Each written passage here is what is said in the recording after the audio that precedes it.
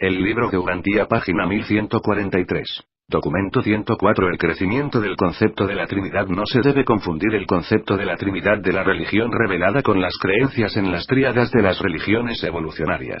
Las ideas de las tríadas surgieron de muchas relaciones sugestivas, pero principalmente debido a las tres articulaciones de los dedos, y porque era necesario un mínimo de 3 patas para estabilizar un taburete, porque 3 puntos de apoyo podían sostener una tienda. Además, el hombre primitivo por mucho tiempo no sabía contar más allá de 3. Aparte de ciertas parejas naturales, tales como el pasado y el presente, el día y la noche, el calor y el frío, lo masculino y lo femenino, el hombre generalmente tiende a pensar en tríadas: ayer, hoy y mañana. Amanecer, mediodía y atardecer. Padre, madre e hijo. Se aplaude 3 veces al victorioso. Los muertos se entierran al tercer día, y el fantasma se aplaca mediante 3 abluciones de agua. Como consecuencia de estas asociaciones naturales en la experiencia humana, la tríada apareció en la religión, mucho antes de que fueran reveladas a la humanidad la trinidad paradisíaca de deidades, o aún alguna de sus representantes. Más adelante, los persas, hindúes, griegos, egipcios, babilonios, romanos y escandinavos todos tuvieron dioses en tríadas, pero estos aún no eran verdaderas trinidades. Las deidades en tríadas tuvieron todas un origen natural y han aparecido en algún momento u otro entre la mayoría de los pueblos inteligentes de Urantía. A veces el concepto de una tríada evolucionaria se ha mezclado con el de la Trinidad revelada. En estos casos es frecuentemente imposible distinguir la una de la otra. 1. Los conceptos urantianos de la Trinidad. La primera revelación en Urantía que conducía a la comprensión de la Trinidad del paraíso provino del séquito del príncipe Caligastia alrededor de medio millón de años atrás. Este primer concepto de la Trinidad se perdió para el mundo en los tiempos borrascosos que siguieron a la rebelión planetaria. La segunda presentación de la Trinidad fue la de Adán y Eva en el primero y segundo jardines. Estas enseñanzas no se habían borrado completamente ni siquiera en los tiempos de Maquiventa Melquisedec, alrededor de 35.000 años más tarde, porque el concepto de la Trinidad de los setitas persistió en la Mesopotamia y en Egipto, pero más específicamente en la India, donde fue perpetuado largamente en Agni, el dios védico del fuego con 3 cabezas. La tercera presentación de la Trinidad fue realizada por Maquiventa Melquisedec, y se simbolizaba esta doctrina con los 3 círculos concéntricos que el sabio de Salem lucía en su pecho. Pero Maquiventa descubrió que era muy difícil enseñar a los beduinos palestinos sobre el Padre Universal, el Hijo Eterno y el Espíritu Infinito.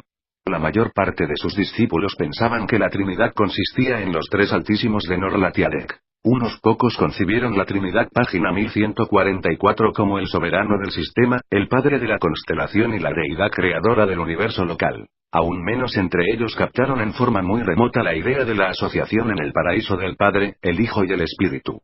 A través de las actividades de los misioneros salemitas, las enseñanzas de Melquisedec sobre la Trinidad paulatinamente se difundieron bastante por Eurasia y el norte de África. Frecuentemente es difícil distinguir entre las tríadas y las trinidades en las edades más recientes de los anditas y post-Melquisedec, épocas en las cuales ambos conceptos hasta cierto punto se entremezclaron y conglutinaron.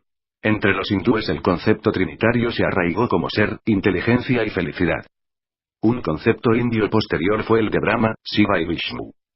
Aunque las primeras presentaciones de la Trinidad fueron llevadas a la India por los sacerdotes setitas, las ideas más recientes de la Trinidad fueron importadas por los misioneros salemitas y desarrolladas por los intelectos nativos de la India a través de un compuesto de estas doctrinas con los conceptos evolucionarios de la tríada.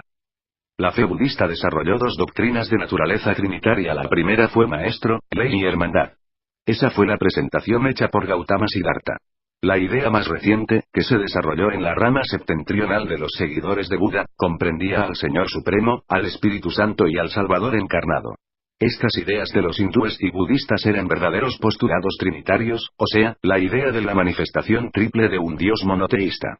La verdadera concepción de la Trinidad no es simplemente el agrupamiento de 3 dioses separados.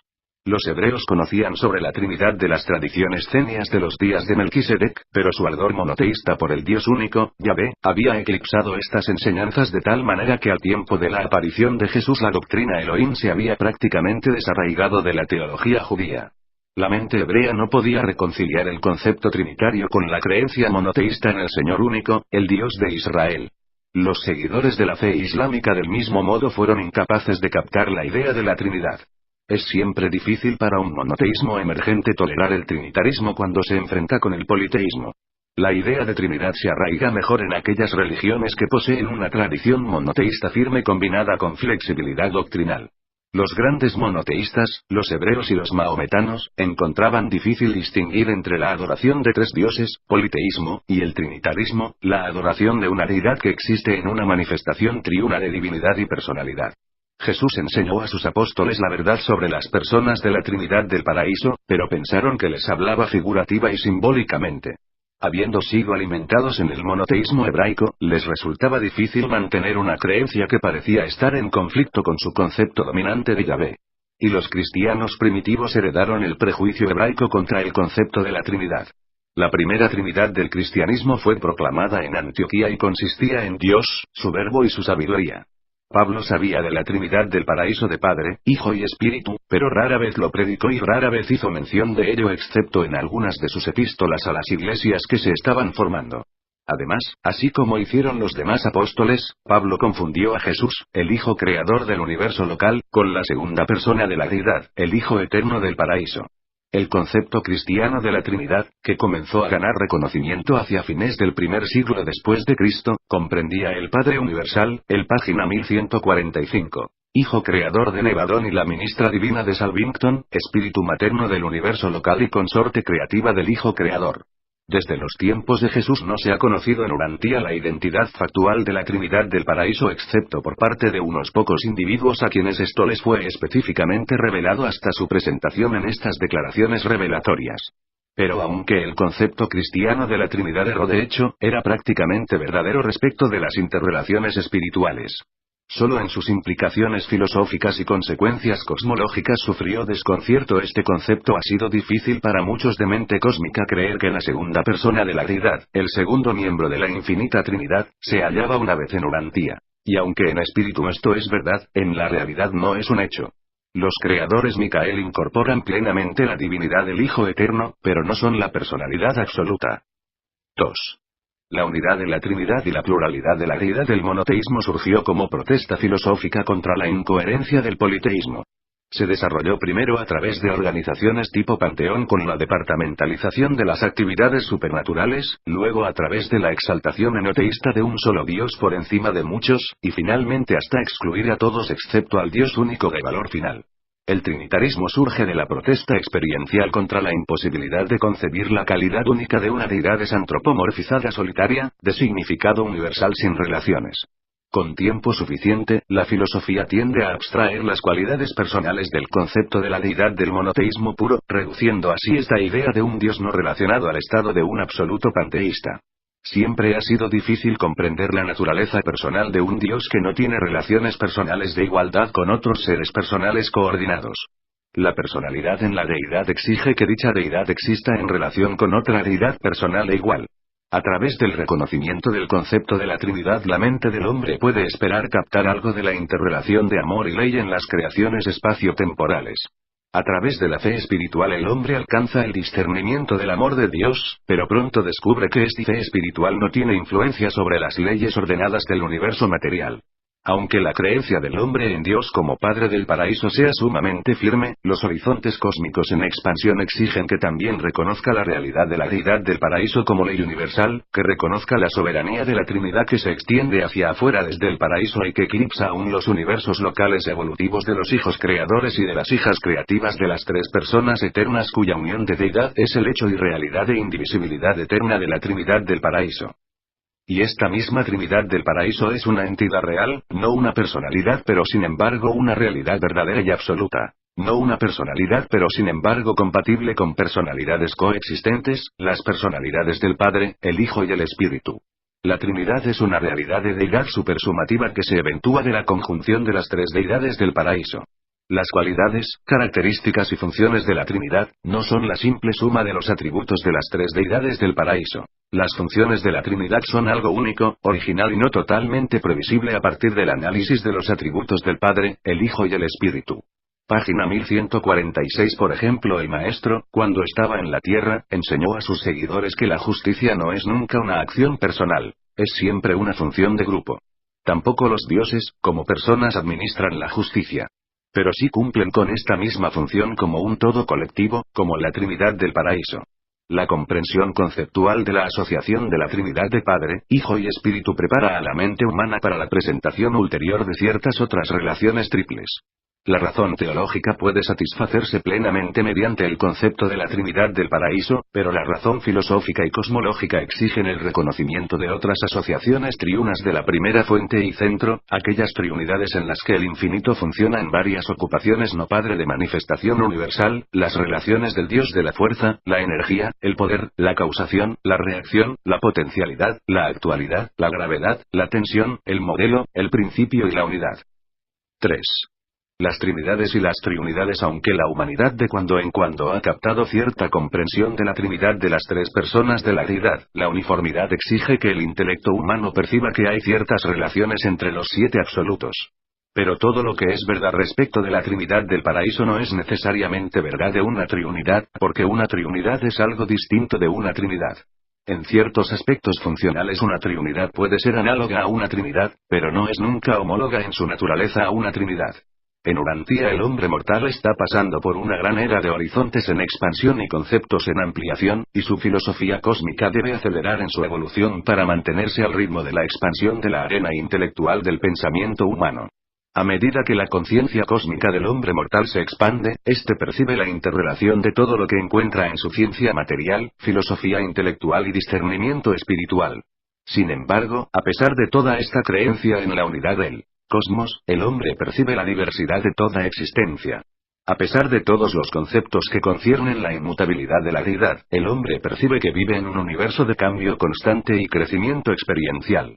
Aparte de la comprensión de la supervivencia de los valores espirituales, el hombre tiene que tomar en cuenta constantemente las matemáticas y prematemáticas de la fuerza, la energía y el poder.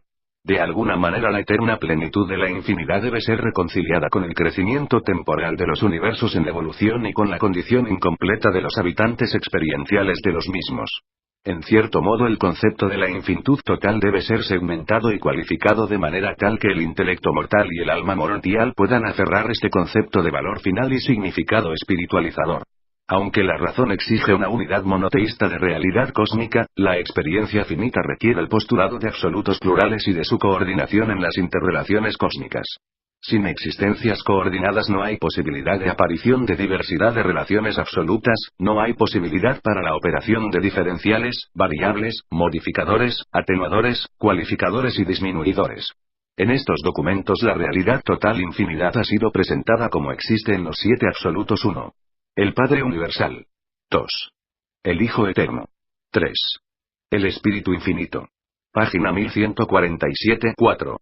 La Isla del Paraíso. 5. El Absoluto de Deidad. 6. El Absoluto Universal. 7. El Absoluto no cualificado. La primera fuente y centro, que es Padre del Hijo Eterno, es también el modelo de la Isla del Paraíso. Él está no cualificado, en cuanto a la personalidad, en el Hijo, pero está potencializado en cuanto a la personalidad, en el absoluto de deidad. El Padre está revelado en cuanto a la energía, el paraíso abona, y al mismo tiempo está oculto en lo que refiere a la energía, el absoluto no cualificado. El infinito es por siempre revelado en las acciones incesantes del actor conjunto mientras que está eternamente funcionando en las actividades compensatorias, pero envueltas, del absoluto universal.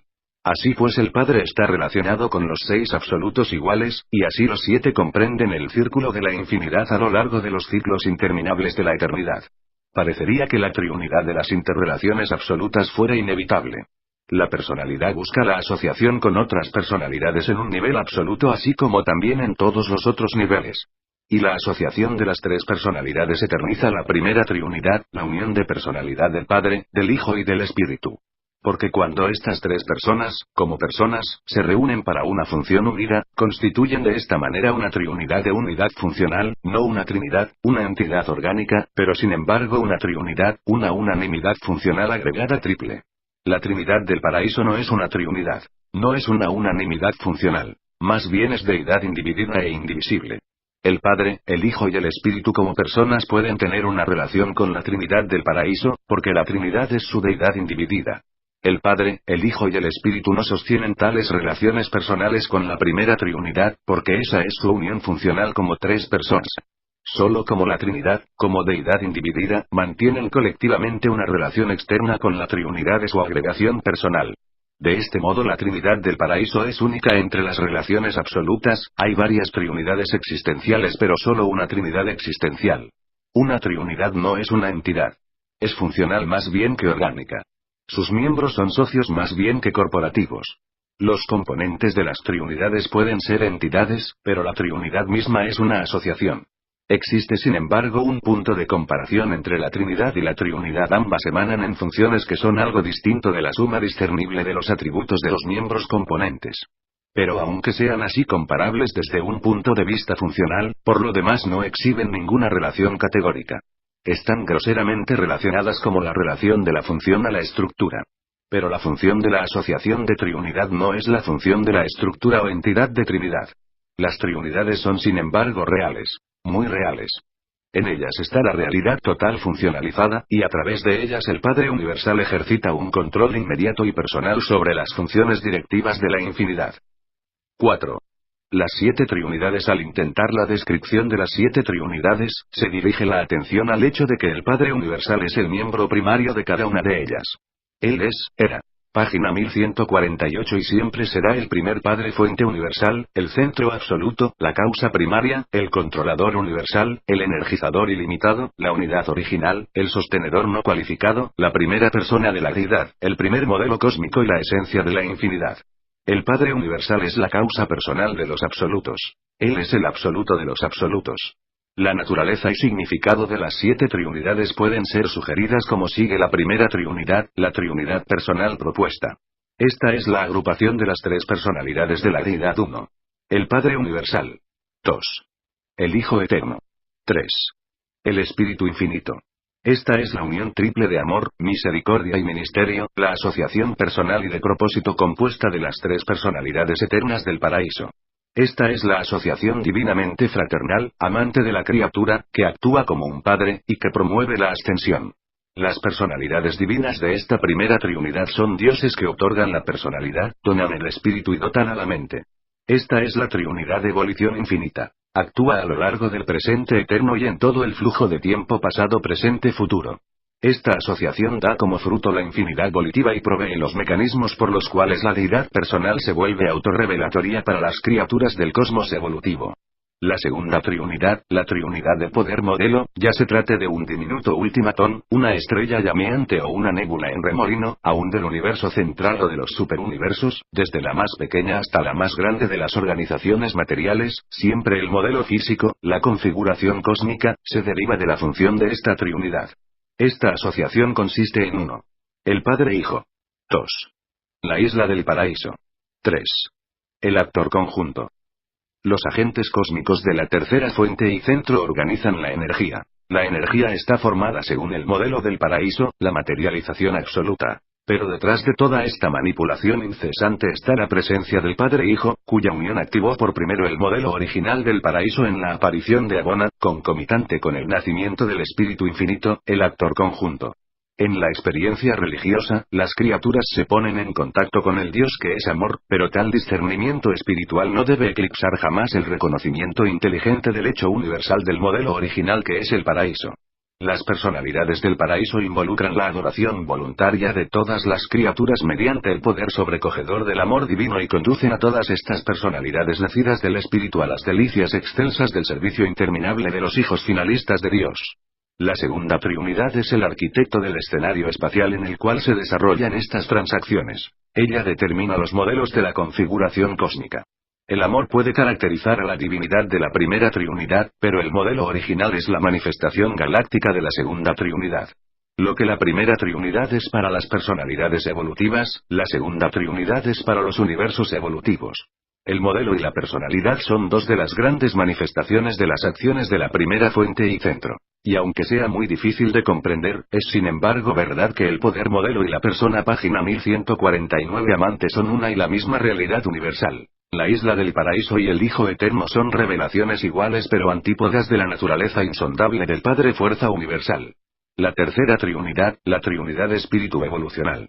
La totalidad de la manifestación espiritual tiene su comienzo y su fin en esta asociación, que consiste en 1. El Padre Universal. 2. El Hijo Espíritu. 3. El absoluto de deidad. Desde la potencia espiritual hasta el espíritu paradisíaco, todo espíritu encuentra expresión de realidad en esta asociación triuna de la esencia del espíritu puro del Padre, los valores activos de espíritu del Hijo Espíritu y los potenciales espirituales ilimitados del absoluto de deidad. Los valores existenciales del espíritu tienen su génesis primordial, su manifestación completa, y su destino final en esta triunidad. El Padre existe antes del espíritu. El Hijo Espíritu funciona como espíritu activo creador. El absoluto de deidad existe como espíritu que todo lo abarca, aún más allá del espíritu. La cuarta triunidad, la triunidad de la infinidad energética. Dentro de esta triunidad se eternizan los comienzos y los fines de toda realidad energética, desde la potencia del espacio hasta Monota. Este grupo comprende lo siguiente: 1. El Padre Espíritu. 2. La isla del paraíso. 3. El absoluto no cualificado. El paraíso es el centro de la activación de la fuerza energía del cosmos, la posición universal de la primera fuente y centro, el punto focal cósmico del absoluto no cualificado y la fuente de toda energía. Existencialmente presente dentro de esta triunidad está el potencial de energía del cosmos infinito, del cual el gran universo y el universo maestro son tan solo manifestaciones parciales. La cuarta triunidad controla absolutamente las unidades fundamentales de la energía cósmica y las libera del control del absoluto no cualificado en proporción directa a la aparición en las deidades experienciales de capacidad subabsoluta de control y estabilización del cosmos en metamorfosis. Esta triunidad es fuerza y energía. Las posibilidades sin fin del absoluto no cualificado están centradas alrededor del absolutum de la isla del paraíso, de la cual emanan las inimaginables agitaciones del estado de reposo por otra parte estático del no cualificado. Y el latido sin fin del corazón material del paraíso del cosmos infinito late en armonía con el modelo insondable y el plan misterioso del energizador infinito, la primera fuente y centro. La quinta triunidad, la triunidad de la infinidad reactiva. Esta asociación consiste en 1. El Padre Universal. 2. El Absoluto Universal. 3. El Absoluto no cualificado. Esta agrupación produce la eternización de la realización de la infinidad funcional de todo lo que es actualizable dentro de los dominios de la realidad no. Página 1150 Deidad. Esta triunidad manifiesta una capacidad reactiva ilimitada a las acciones y las presencias volitivas, causativas, tensionales y modelnales de otras triunidades. La sexta triunidad, la triunidad de la deidad cósmico asociada. Este grupo consiste en 1. El Padre Universal. 2. El Absoluto de Deidad. 3. El Absoluto Universal. Esta es la asociación de la deidad en el cosmos, la inmanencia de la deidad en conjunción con la trascendencia de la deidad. Este es el último alcance de la divinidad en los niveles de infinidad hacia aquellas realidades que yacen fuera del dominio de la realidad deificada. La séptima triunidad, la triunidad de la unidad infinita. Esta es la unidad de infinidad manifiesta funcionalmente en el tiempo y en la eternidad, la unificación coordinada de los actuales y los potenciales. Este grupo consiste en 1. El Padre Universal. 2. El Actor Conjunto. 3. El Absoluto Universal. El actor conjunto integra universalmente los variables aspectos funcionales de toda la realidad actualizada en todos los niveles de manifestación, desde los finitos a los trascendentales y hasta los absolutos. El absoluto universal compensa perfectamente los diferenciales inherentes en los variables aspectos de toda realidad incompleta, desde las potencialidades ilimitadas de la realidad de deidad activo-volitiva y causativa hasta las posibilidades sin fronteras de la realidad no deidad estática y reactiva en los incomprensibles dominios del absoluto no cualificado. En su funcionamiento en esta triunidad, el actor conjunto y el absoluto universal responden del mismo modo a las presencias de deidad y no deidad, así como también lo hace la primera fuente y centro, que en esta relación es para todos los propósitos conceptualmente indiferenciable del yo soy. Estas aproximaciones son suficientes para dilucidar el concepto de las triunidades. No conociendo el nivel último de las triunidades, vosotros no podéis comprender plenamente las primeras 7. Aunque no creemos sabio intentar elaboraciones ulteriores, podemos declarar que hay 15 asociaciones triunas de la primera fuente y centro, 8 de las cuales no son reveladas en estos documentos.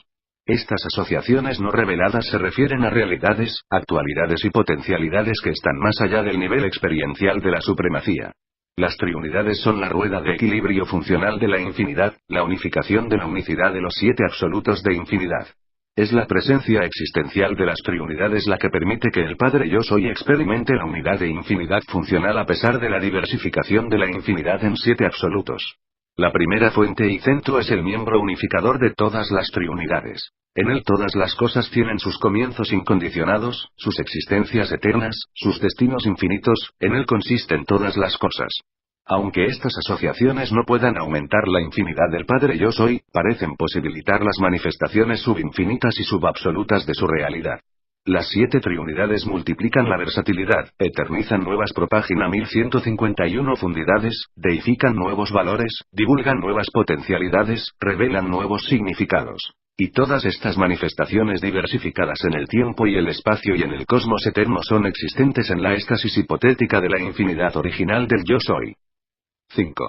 Las triodidades existen ciertas otras relaciones triunas que son de constitución sin padre, pero no son verdaderas triunidades, y están siempre diferenciadas de las triunidades con padre.